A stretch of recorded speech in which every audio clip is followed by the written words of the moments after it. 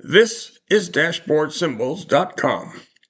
I had an interesting experience with the Kia Niro that was enlightening and wanted to pass it along.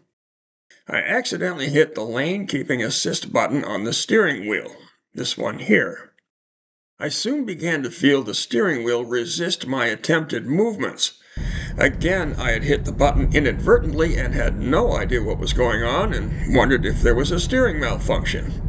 I turned it on deliberately here to record the road and instrument panel to show what goes on. An indicator was in fact on, but was green.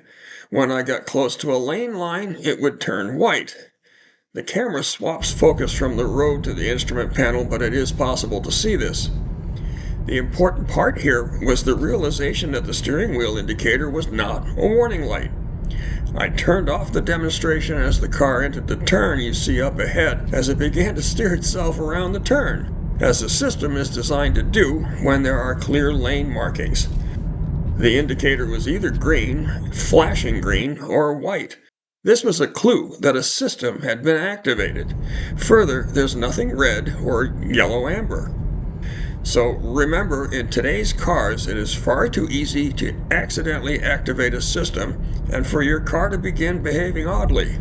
In my case, experience told me what had happened, so I shut down the lane keeping. Since it's an electronic system, a restart of the car would have resolved the issue as well, and may for you.